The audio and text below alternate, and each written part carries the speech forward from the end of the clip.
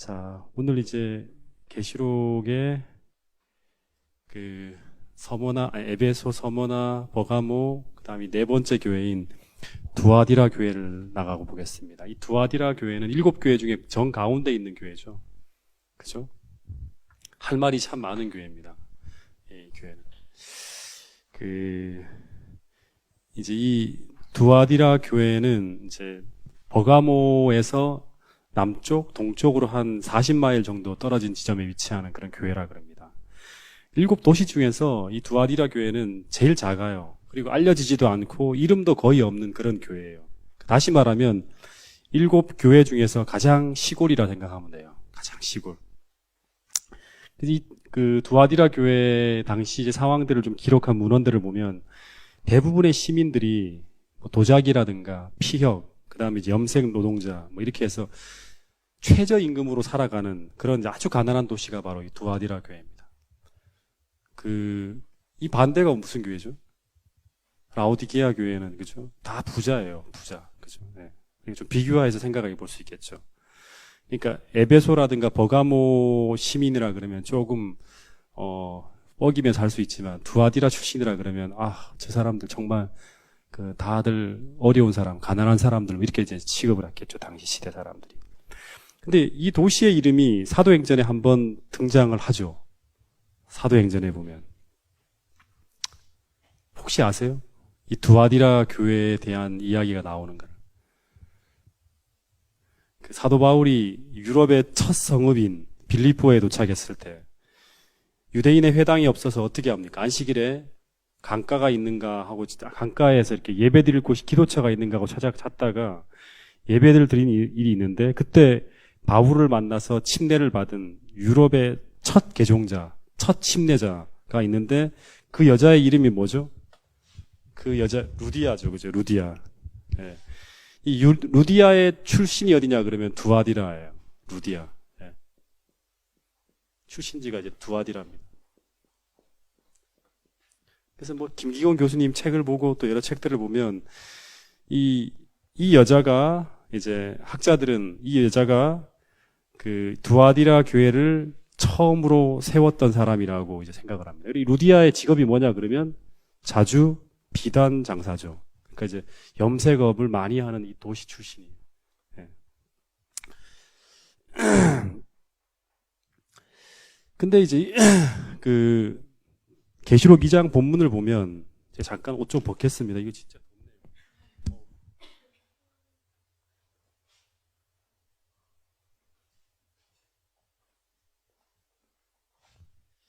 이 두아디라 교회를 보면 황제 숭배 압력도 없고요. 이방 종교도 없고 그다음에 뭐 유대인 집단도 없어요. 근데 이 교회에 문제가 나타나는데 이 문제가 바로 어떤 문제냐 그러면 다른 교회하고는 달라요. 어떤 문제냐 그러면 다른 교회들은 전부 다 외부에서 이제 핍박을 하죠. 황제 숭배를 하지 않는다 해서 국가의 핍박이라든가 강력한 유대인 집단의 핍박이라든가 이런 게 오는데 이 두아디라 교회는 어떤 문제가 오냐 그러면 외부의 문제는 전혀 없습니다. 단 하나. 내부의 문제예요. 특별합니다. 이 교회에 한 여자가 있어요. 본문을 보면 한 여자가 있는데 그 여자의 이름이 뭐냐 그러면 이세벨이에요. 이세벨. 근데 이 이세벨이라는 여자가 있는데 이 여자는 제가 늘 얘기하는 것처럼 계시록의 모든 빛은 모든 성경의 모든 빛이 다 모여진다 했죠. 이세벨이라는 단어가 딱 나오면 바로 어디로 가야 됩니까?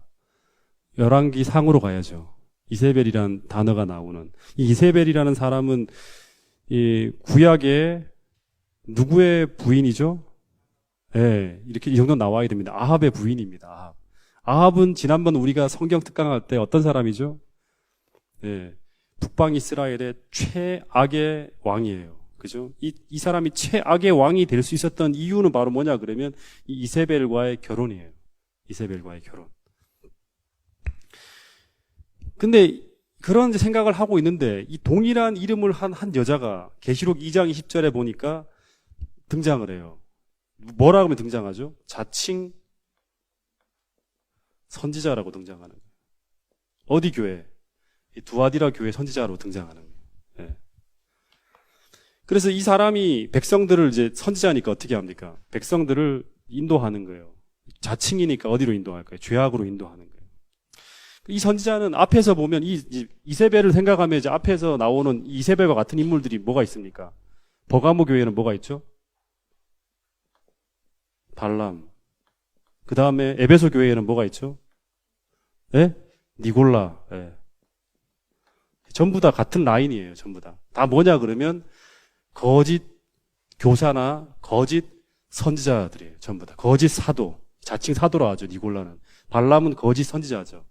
다 자기들이 백성들에게 큰 영향력을 행사하는 인물들인데 전부 다 하늘로부터 온 기별이 아니라 다 이제 사단으로부터 온 기별을 가지고 등장하는 거죠. 근데 이 니골라라든가 발람하고는 비교할 수 없는 파워와 비교할 수 없는 악행을 저지르는 사람이 바로 누구냐 그러면 교회에 해악을 끼치는 사람이 바로 이세벨입니다. 그러니까 오늘 우리는 이 이세벨을 절대 이 교회에 용납해서는 안 됩니다.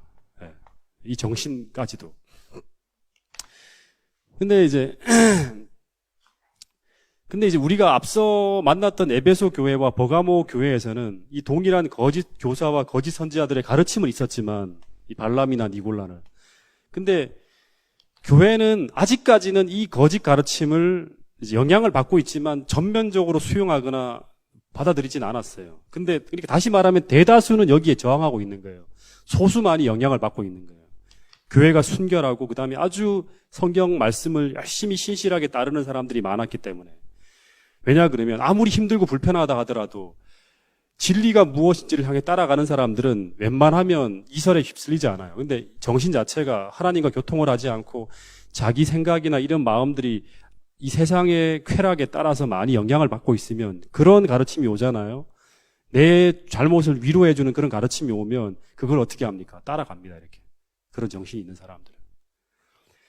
근데 이 두아디라 교회에서는 이제 이 니골라나 발람이 에베소라든가 뭐 서머나라든가 버가모에서는 그렇게 큰 힘을 못 써요. 맥을 못 추지만 이 두아디라 교회에서는 그 가르침이 어떻게 되냐면 허락되어지고 내부적으로 받아들이는 것으로 나타나요. 2장 20절 보세요. 2장 20절.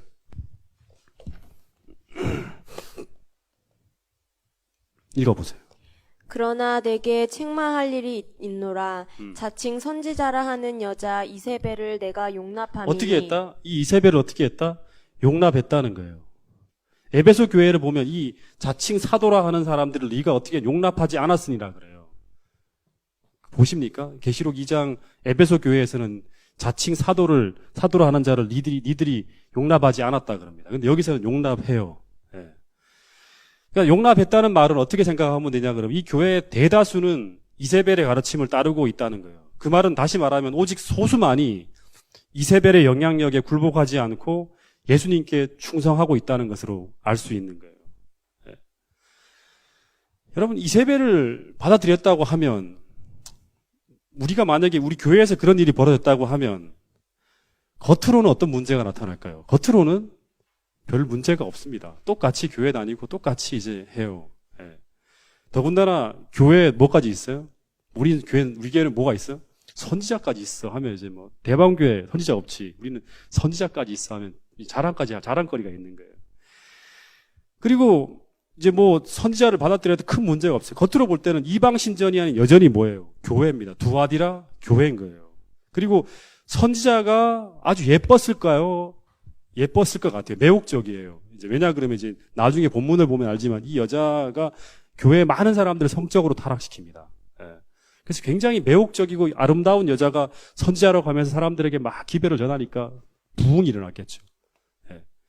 옛날에 보면 이제 그런 일들이 참 종종 있습니다. 예.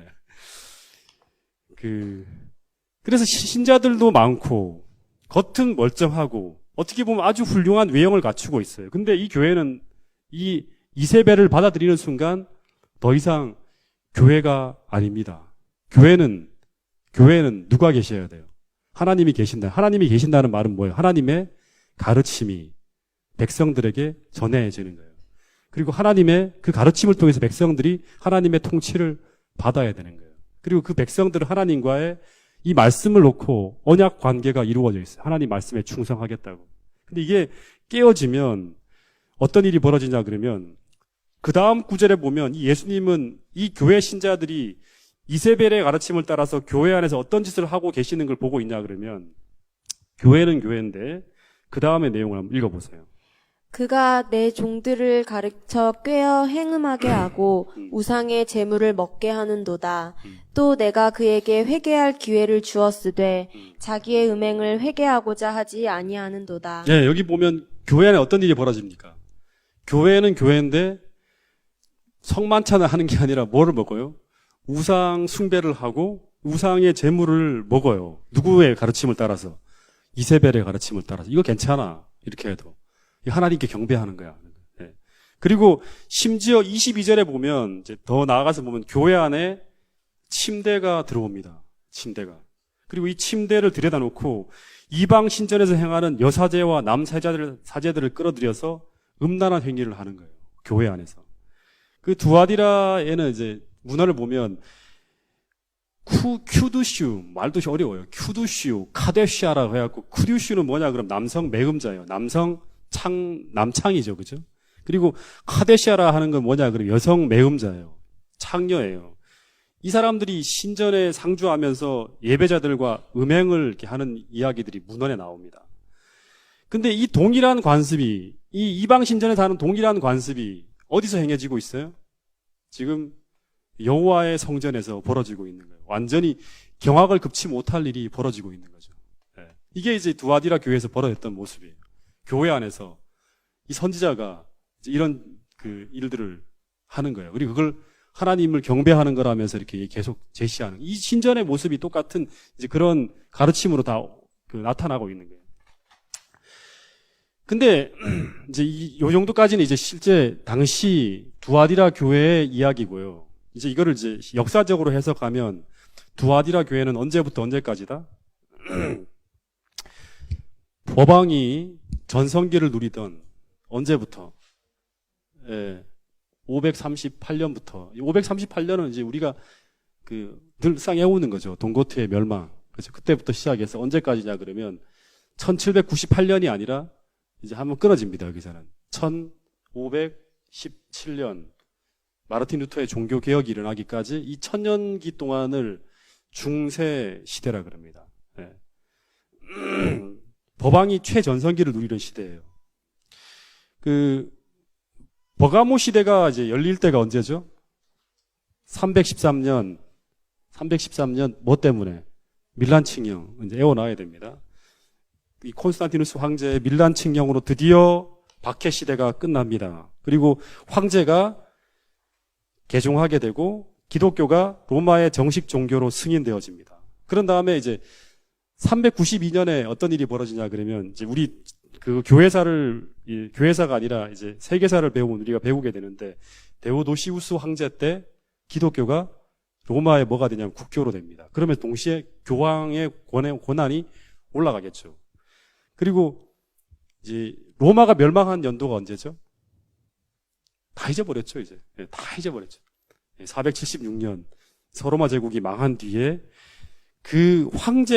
서로마 황제가 사라진 그 역할을 누가 맡냐 그러면 이제 법왕이 이제 쥐게 됩니다. 대신. 그리고 난 다음에 이제 하여튼 496년에 이 프랑크 왕국이 아주 막강한 왕국인데 이 글로비스라는 사람이 개종하면서 정치적 기반이 더 강해지고 그리고 드디어 533년에 이 동로마 황제가 유스티니아누스 황제인데 이 황제가 로마 교회의 목사가 모든 교회의 머리라는 이제 법령을 선포합니다. 그러면서 이제 기상권이 이제 기초를 갖춰 셋업되어집니다. 그리고 그 말이 드디어 이제 확립되어지는 게 바로 뭐냐 그럼 538년에 바로 이제 우리가 너무나 잘 아는 동로마 황제 유스티니아 황제의 군사적인 도움으로 로마와 이탈리아를 장악한 아리안주의의 대표적인 한 나라였던 동고트를 뿌리채 뽑음으로 말미암아 법왕권이 전성기 지상권을 갖는 세상에서 어떠한 존재도 법왕을 대항해서 맞설 수 없다는 그런 어떤지 일이 선포되어지는 연도가 바로 538년입니다. 그래서 그러면서 이제 쭉쭉 흘러가는 걸 보면 그레고리 1세 때 즉위식을 하고 7세 때 전성기가 들어가고 이노센트 3세 때 완전히 절정에 올라갑니다. 황제에 대항하는 나라들은 다 망하는 거예요. 그러다가 이제 한 14세기 말년부터 이제 교황권이 추락하게 돼요.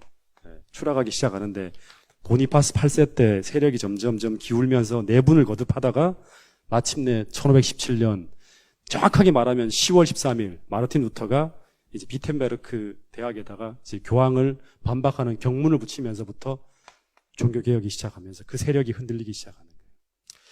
어쨌든 538년부터 시작해서 1517년까지는 교황권의 전성시대입니다. 근데 이 시대를 뭐라 그러죠? 이 두아디라 시대는 교황권의 전성시대인데 이 시대를 세계사로는 뭐라 그러죠? 다른 말로 하면 중세 무슨 기? 네, 암흑기라 그럽니다.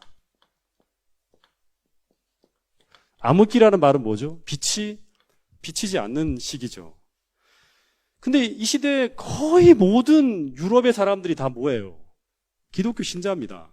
그죠? 거의 모든 사람들이 교회를 다 다녀요. 교회 안 다니면 다 죽어.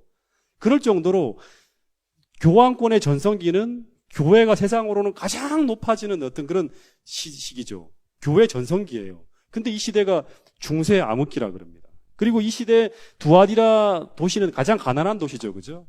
하나님께서 이 도시를 이 시대에 비유해서 쓴 이유도 있겠죠. 왜 중세 암흑기일까? 기독교도 암흑의 시대예요. 이 시대가. 왜 그런가 하면 자 이제 하나 우리가 잘 알지만 한번 정리를 해볼게요. 성경에서는 교회를 뭐로 비유하죠? 뭐로 비유합니까? 여자로 비유합니다. 여자로 비유하는데 그래서 교회의 남편이 누구냐 그러면 예수 그리스도가 남편이죠. 그래서 교회는 항상 그리스도와 어떤 관계를 유지하느냐가 되게 중요해요. 그게 이제 7시대로 나눠지면서 계속 교회가 부흥하고 멸망하고 하는 그런 일들이 이제 왔다 갔다 하는 거예요. 이 남편이 이제 그리스도예요. 그래서 교회는 무엇으로 언약하냐? 그럼 하나님 말씀으로 언약한 거예요. 그러니까 말씀을 따라 언약대로 가지 않고 세상과 짝해서 세속화되어 가다가 그 언약을 떠났을 때를 가지고 교회가 타락했다 하고 그 변질된 교회를 성경에서는 뭐라고 표현하냐 그러면 뭐라고 표현하죠? 이 언약이 깨어지고 타락한 그런 교회를 뭐라 그러죠? 우리는 음녀라고 합니다. 음녀. 그래서 이 음녀는 예수님에게 돌아선 교회예요. 다시 말해 그리스도와 관계가 없는 교회예요. 근데 이제 이 교회가 이제 시대별로 보면 그리스도에 대한 사랑이 식어가는 시대는 언제냐 그러면 이 시대가 아니라 이제 버가모 시대예요. 이때까지만 하더라도 완전히 교회가 음녀가 되진 않았어요. 그 사랑이 식어갔죠. 그 전까지도 첫사랑이 식어간다고 했지만 항상 다수는 하나님에 대한 열심과 사랑이 있었어요. 근데 이 버가모 시대를 지나가면서 이 교회가 세상과 겸하여 섬기기 시작하면서 충성된 신자와 배도한 신자의 비율이 서서히 역전되어지다가 드디어 이 두아디라 교회에서는 다수의 신자들이 보면 배도의 길을 걸어가고 소수의 신자들이 충성된 그 사람으로 남아있는 걸 볼 수 있어요. 다시 보면 우리가 에베소 교회는 대다수가 하나님께 충성된 사람들이에요. 서머나 교회도 대다수가 충성된 사람이죠. 소수만이 하나님께 등을 돌린 사람들이 있는 거예요. 그게 이제 문제로 이제 지적되죠. 근데 버가모 교회에서는 양쪽이 비슷비슷해요. 막 세상과 하나님을 섬기는 사람들이 막 거의 이제 타락하기 시작하면서 역전되어져 가다가 두아디라 교회 가서 보면 읽어보면 문서에 보면 문헌에 보면 이 성경에 보면 대부분의 신자들은 다 캐톨릭을 쫓아가는 거예요. 다 배도합니다. 그리고 소수의 사단의 깊은 것을 알지 못하는 자들이 남아있다고 합니다. 남은 자가 소수예요. 이 교회는. 그래서 이 시대는 이 두아디라 교회 시대는 교회가 그리스도를 버리고 세상과 완전히 불법적인 혼인 관계로 들어간 시기로 이제 비유하는 거예요. 그래서 이 두아디라라는 뜻이 이름의 뜻이 뭔지 아십니까? 두아디라는 이름의 뜻이? 이 두아디라는 이름의 뜻이 뭔지 알아요? 두아디라. 수고의 향기라는 뜻이에요. 수고의 향기. 수고의 향기. 이게 어떤 의미냐 그러면요. 이 말은 세상과 결탁한 대다수의 두아디라 교인에게 해당하는 말이 아니라 이 시대에 불의에 무릎을 꿇지 않은 어떤 사람들 항상 기억해야 될 말이 남은 자예요. 남은 자. 네. 남은 자에게 해당하는 표현이에요. 그러니까 다시 말해 대부분의 사람들이 이 세상과 타협하면서 넓은 길을 따라가고 있을 때 예수님에 대한 충성을 포기하지 않고 진리를 따라 살기를 포기하지 않은 남은 자들의 수고를 말하는 거예요. 남은 자들의 수고. 이 수고를 통해서 진리의 횃불이 꺼지지 않고 오늘날 우리에게 전해지는 거예요. 이 사람들이 없었다 그러면 진리는 완전히 이제 남아있지 않겠죠. 거의 다 폐기될 수밖에 없는 그런 상황이 직면하는 그 시대가 바로 이 중세 암흑기 시대입니다.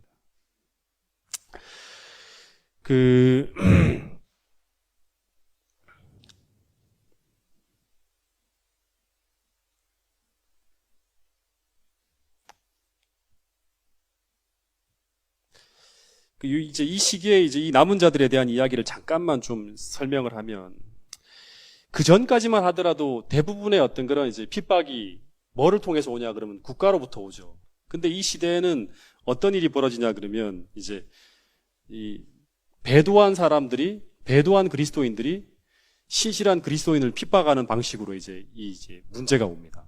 박해가 닥쳐와요.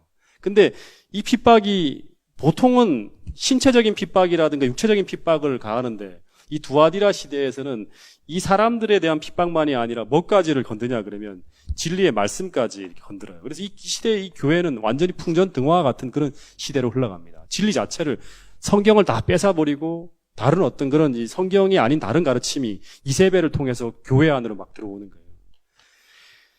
그래서 이 시대에 이 소수의 무리들이 이제 이 산중과 광야에서 이 불의에 맞서 싸우는데 이 소수의 남은 무리들을 계시록 12장 13절에 보면 뭐라 그러냐 그러면 이 남은 소수의 무리들을 가지고 그 광야 교회라 그럽니다.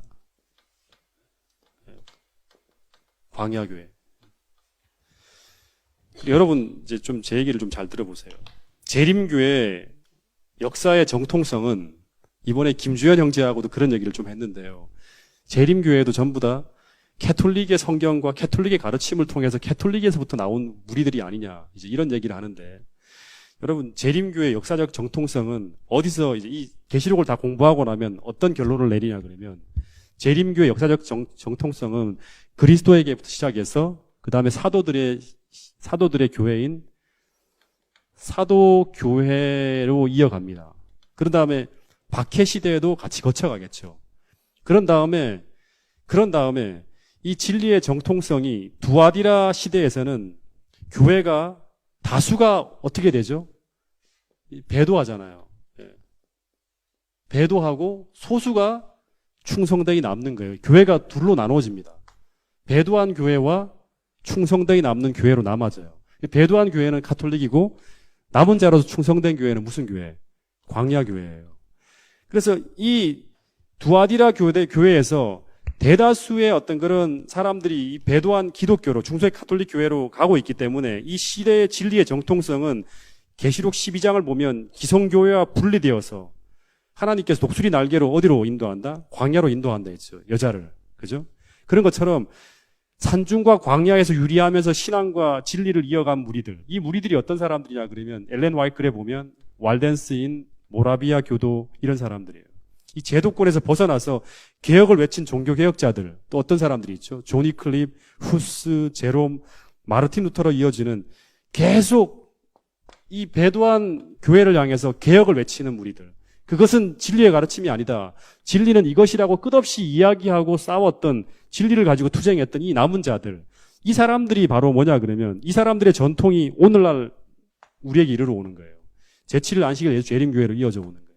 사도교회에서 광야교회로, 이 계시록 12장에 나오는 이야기잖아요. 그 다음에 오늘 우리에게로 오는 거예요. 이 전통이. 그래서 이 시대에 하나님의 백성을 광야교회 백성이라 하고 이들을 뭐라 그런다? 남은 무리라고 하는 거예요. 남은 무리. 네.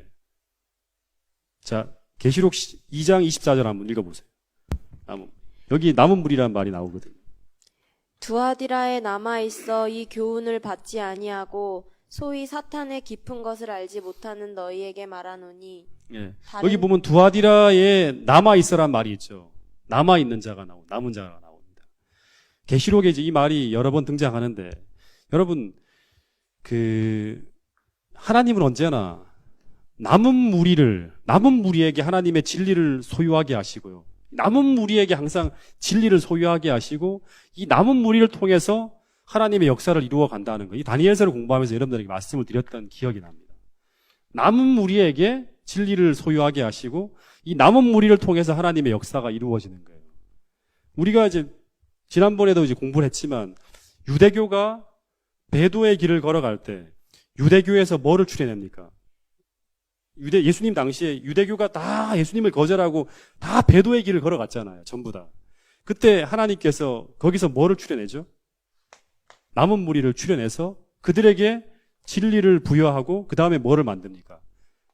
그 다음에 그들을 통해서 기독교가 탄생하는 거예요. 유대교에서 개혁하는 거잖아요. 다 개혁자들이잖아요. 개혁에서 뭐가 탄생합니까? 기독교가 탄생하는 거예요. 근데 기독교가 또다시 어디로 갑니까? 서머나 교회까지는 순수하게 갔지만 버가모에 들어가면서부터 세상과 짝하면서 개혁을 하지 못하고 두아디라 교회로 들어가면서 완전 배도했을 때 하나님은 이들을 통해서 하나님이 일을 할 수가 없어요. 언약이 깨어졌기 때문에. 그래서 이들을 통해서 다시금 어떻게 합니까? 이 두아디라 교회에서 종교개혁 시대를 열어서 다시금 뭐가 탄생하는 거예요? 남은 무리인 재림교회가 탄생하는 거예요. 재림교회를 통해서 하나님께서 이 모든 개혁한 진리들, 중세시대에 암흑기 속에 덮여있던 진리들을 다 모으잖아요. 이들에게 진리를 부여하시고 오늘 우리들에게 진리를 부여하시고 우리를 통해서 마지막 시대를 열어가는 거예요. 근데 여러분 하나 착각하면 안 될 게 뭐냐 그러면 재림교회가 오늘 우리가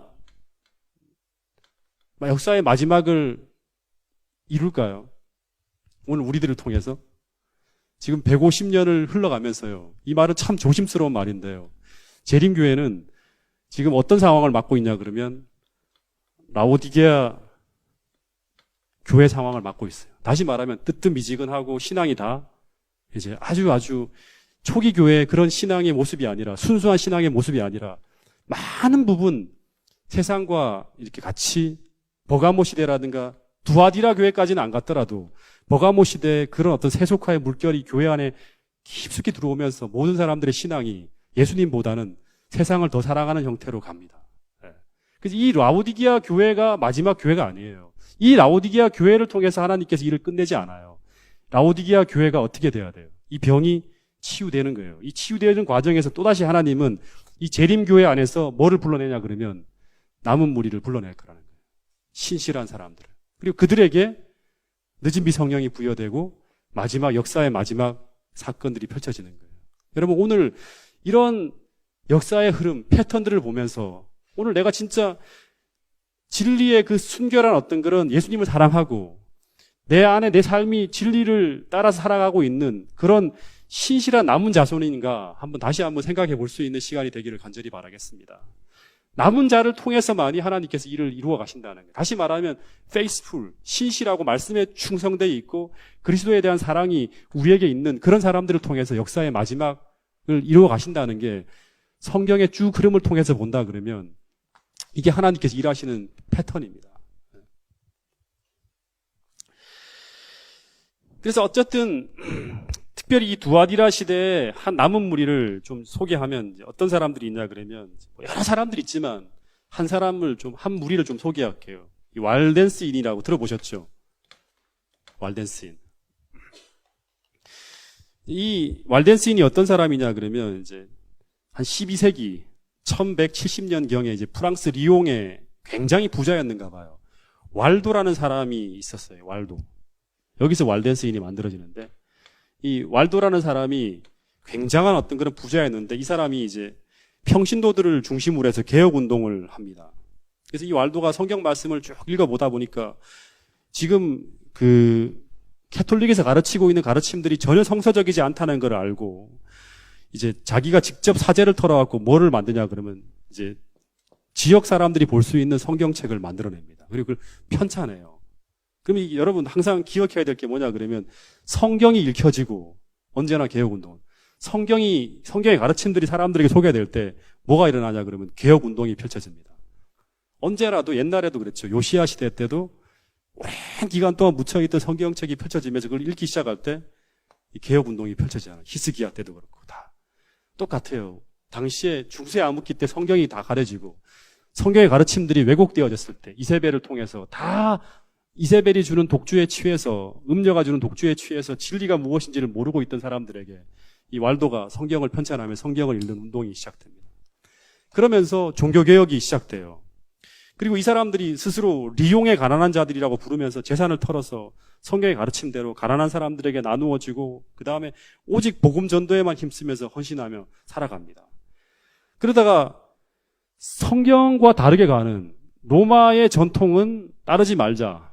그리고 성경의 순수한 가르침으로 돌아가자. 뭐 이런 어떤 이야기를 하면서 많은 가지의 개혁들을 펼치면서 사람들에게 전하다가 로마 교회의 핍박을 받으면서 이 왈덴스인들이 하나의 왈덴스인이라 그러면서 이 사람들이 어디로 가냐 그러면 프랑스 산중으로 들어가요.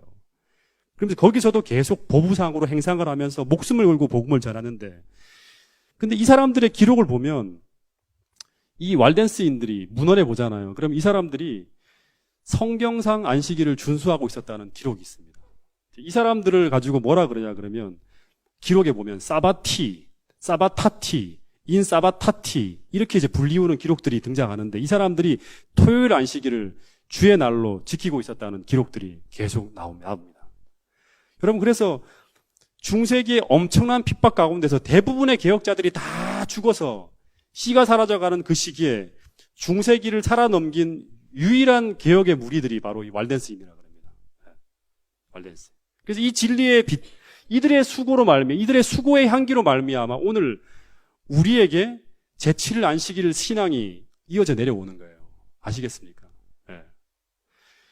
여러분, 오늘 우리가 지금 가지고 있는 이 가르침들 하나하나가 다 과거에 말씀대로 살려고 애썼던 수많은 어떤 그런 이런 개혁자들의 이 순교와 피와 박해를 뚫고 오늘 우리에게 진리가 이어져 왔다는 사실을 생각하면서 이 가르침 하나하나를 여러분 소중히 생각할 수 있는 우리 모두가 되기를 간절히 바라겠습니다. 이 두아디라 교회의 가장 결정적인 문제는 뭐냐 그러면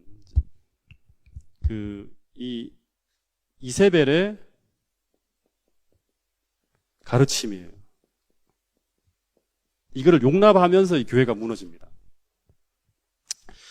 그러니까 하나님의 가르침을 버리고 이세벨의 가르침을 이 사람을 선지자로 어떻게 받아들였다. 그럼 이 가르침을 받아들였다는 거죠. 용납한 거죠. 그래서 이 이세벨이 교회에 받아들여지자마자 교회로 선지자로 세워지자마자 이제 무너지기 시작하는데 똑같이 이제 중세 천년기의 중세 암흑기도 똑같아요. 그죠? 똑같은 패턴으로 가는 거예요. 이 시대는 기독교가 아니라 했습니다. 배도한 이 교회는 기독교가 아니에요. 더 이상 하나님이 통치할 수 없는 그런 교회예요. 이 교회는. 마찬가지로 이세벨과 아합이 다스리던 북방 이스라엘의 어떤 그런 형편을 보면 이름은 뭐예요? 이스라엘. 하나님 나라죠. 그죠? 이름은 하나님을 섬기는 나라라고 하지만 당시 북방 이스라엘은 하나님 나라가 아니에요. 네. 바알을 숭배해. 하나님을 버리고 바알을 숭배하고 진리를 전하는 하나님의 선지자들을 거의 다 죽였어요. 씨를 말렸어요. 그 시대가 바로 뭐냐 그러면 이 아합과 이세벨이 결혼해서 북방 이스라엘을 통치하던 시대예요. 똑같아요. 여기 이제 이 계시록에 등장하는 이세벨이라는 이름이 두아디라 시대의 이 이름으로 등장하잖아요. 이거는 이제 이 두아디라 시대의 이 선지자가 이세벨이라는 건 아니에요. 그죠? 이세벨과 같은 똑같은 역할을 하고 있었다는 이야기죠. 하나의 이제 상징으로 던진 하나의 이야기입니다. 근데 이 이세벨이 누군지 좀 한번 봅시다. 이세벨이 누구죠? 아합의 아내예요. 그렇죠? 북방 이스라엘의 7대 왕인 아합의 아내가 바로 이세벨이에요. 근데 이세벨이 출신이 어디입니까? 이 사람이 뭐 하는 사람이었어요, 원래? 예? 이 사람이 원래 뭐 하는 사람이죠? 시돈이라는 동네 바알과 아세라를 섬기는 공주예요. 다시 말하면 뭐냐면 여사제였어요. 여사제. 제사장이었어요. 근데 이 사람이 어떻게 북방 이스라엘의 왕인 아합과 결혼하게 됩니까? 아합을 어떻게 남편으로 맞이하게 되죠? 이 아합의 아버지가 누구냐 그러면 이제 누군지 아십니까? 아합의 아버지가 누구죠? 오므리라고 들어보셨습니까? 오므리. 시므리, 오므리, 하여튼 그 많은 왕들이 있는데 이제 아합의 아버지가 오므리예요. 근데 이 오므리가 그 시리아를 견제하면서 지중해 무역의 어떤 무역권을 독점하기 위해서 이웃 해안 국가인 이세벨의 아버지가 있는 그곳 페니키아라 그러는데 성경에서 시돈이라 합니다. 이 나라와 동맹을 맺게 돼요. 그러니까 다시 말하면 시리아 베나닷이라는 사람이 아주 강력한 어떤 그 시리아 군대를 다스리고 있던 이 아람 군대를 소유했던 이 베나닷을 견제하기 위해서 이 시무리가 오므리가 그 페니키아의 어떤 한 나라인 시돈과 동맹을 맺는 거예요. 그러면서 이제 그 동맹의 조건으로 뭘 하냐 그러면 미래의 왕이 될 아합과 이세벨을 결혼을 시키는 거예요. 예. 근데 시돈이란 나라는 어떤 나라냐 그러면 완전히 우리가 안다시피 이제 막 바알, 아세라, 아스타롯 수많은 어떤 잡다한 신들이 다 모여 있는 동네가 바로 시돈이에요. 근데 하나님 나라의 왕이 이 시돈의 공주와 다시 말하면 우상 숭배자와 결혼하면 됩니까 안 됩니까? 안 되죠. 근데 왜 하게 되죠? 왜 하게 되죠? 세상의 권력과 부를 얻기 위해서 이스라엘 나라가 하나님을 버리고 세상과 불법적인 혼인관계로 들어가는 거예요. 다시 말하면 하나님 나라가 그리스도의 가르침을 버리고 세상과 불법적으로 혼인관계에 들어가는 거예요. 그래서 이거를 계시록 2장 20절에 뭐라 그러냐 그러면 읽어보세요. 계시록 2장 20절. 그러나 내게 책망할 일이 있노라. 자칭 선지자라 하는 여자 이세벨을 내가 용납함이니 그가 내 종들을 가르쳐 꿰어 행음하게 하고. 뭐 하게 하고? 행음이란 말이 나오잖아요. 행음. 이 행음이라는 말이 뭐냐 그러면 그 정당한 혼인 관계를 떠나서 불법적인 혼인 관계를 맺었다는 걸 말하는 거예요. 다시 말하면 두아디라 교회가 그리스도와의 정상적인 혼인 관계를 떠나서 불법적으로 세상의 권력과 세상의 힘을 얻기 위해서 뭐 했다? 예. 세상과 야합했다는 거죠. 그러니까 불법적인 혼인 관계로 들어간 거예요. 여러분, 이렇게 결혼하게 되고 행음하게 되면 어떤 일이 벌어지냐 그러면 교회 안에 신랑이 되신 그리스도가 떠나가게 된다고 얘기합니다. 오늘 우리도 마찬가지예요. 이 교회도 교회가 그리스도의 가르침을 따라가지 않고 세상의 가르침을 따라가기 시작하게 되면 이 교회에서는 하나님과의 언약 관계가 흔들리게 됩니다. 그러다 그게 더 깊어지게 되면 이 관계가 깨어지는 거예요. 그러면 신랑이 되신 그리스도가 떠나가게 돼요. 교회가 배도하면 그리스도가 함께 할 수 없는 거예요. 언약을 통해서 이 교회와 하나님이 함께 하는 거예요.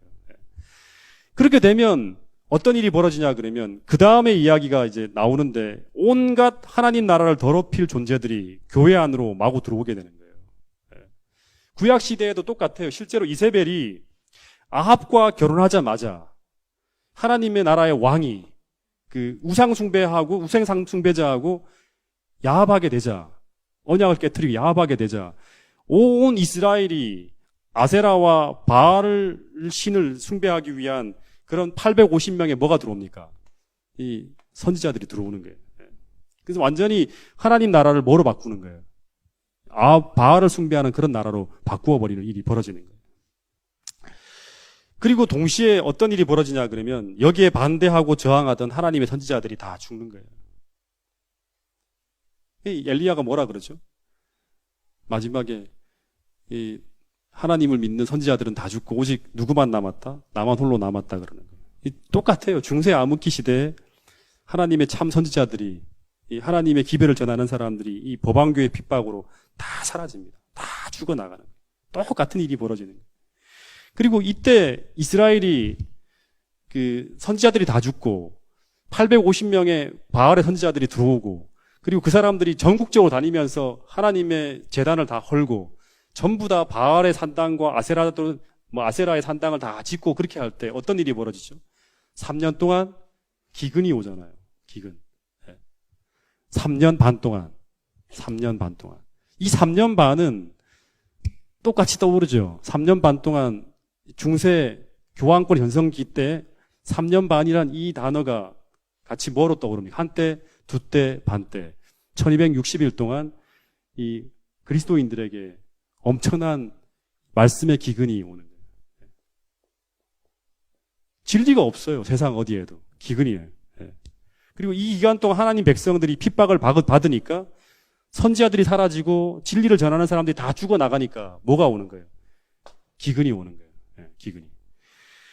그러면서 이 1260, 암흑기가 거의 끝나갈 무렵에 어떤 일이 등장하냐. 엘리야가 등장해서 갈멜산에서 850명의 바할과 아스타렛 선지자들과 더불어서 전 이스라엘을 상대로 한 뭐를 일으키냐 그러면 종교개혁을 일으킵니다. 종교개혁이에요.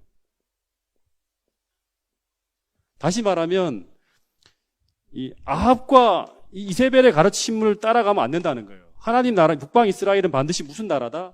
하나님이 통치해야 될 나라다. 그 신은 참신이 아니다. 돌아서라 하면서 이게 불법적인 가르침을 돌아서야 한다면 종교개혁의 부르짖음을 외친 게 바로 뭐냐 그러면 이 엘리야가 갈멜산에서 이제 850명의 바알과 아스타롯 선지자들과 대결하며 싸우는 거예요. 종교개혁을 일으키는 거예요. 그리고 난 다음에 뭐가 옵니까? 비가 내리죠. 똑같아요. 중세 암흑기가 거의 끝나갈 무렵에 누가 등장하죠? 마르틴 루터가 등장하면서 교황권을 상대로 한 종교개혁의 불꽃이 일어나는 거예요. 그래서 이 시대에 엘리야가 나타나지 않았으면 이 기근이 계속되면서 이 나라가 완전 전멸할 수밖에 없는 그런 상황으로 돌아가는 거예요. 안 나타나면. 개혁이 안 일어나면 다 죽는 거예요. 마찬가지로 조니 클립, 후스, 마르틴 루터로 이어지는 종교개혁자들의 등장으로 말미암아 드디어 중세시대에 기근이 끝나면서 뭐가 나옵니까? 진리의 생수가 교회로 쏟아져 들어오는 거예요. 믿음으로 알미암 의의 진리. 그 다음에 수많은 진리들이 막 등장하는 거예요. 네. 여러분, 그래서 오늘 우리는요, 남은 무리라는 게 뭐냐 그러면 종교개혁자들이에요. 남은 무리가. 종교개혁자들. 네. 종교개혁자. 이게 무슨 말이냐 그러면 종교개혁자들은 어떤 사람이 종교개혁자들이 될 수 있는 거예요? 진리에 가르친 대로 살아가는 사람들이죠. 하나님께서 함께 하시는 사람들. 여러분, 오늘 우리가 마지막 시대에 종교개혁을 일으키는 사람이거든요. 기독교가 다 그릇된 길로 가는데 안식일을 바로 잡는 사람들이 아니라 전체적인 이 흐름을 바꾸는 사람들이에요. 그러기 위해서는 오늘 우리가 정말 그리스도와의 관계를 새롭게 하고 진리의 말씀대로 살아가고 있는 그러한 정신이 우리에게 있는지를 다시 한번 살펴볼 수 있는 그런 여러분과 저가 되기를 간절히 바라겠습니다. 남은 무리를 통해서 이 마지막 시대를 이루어간다.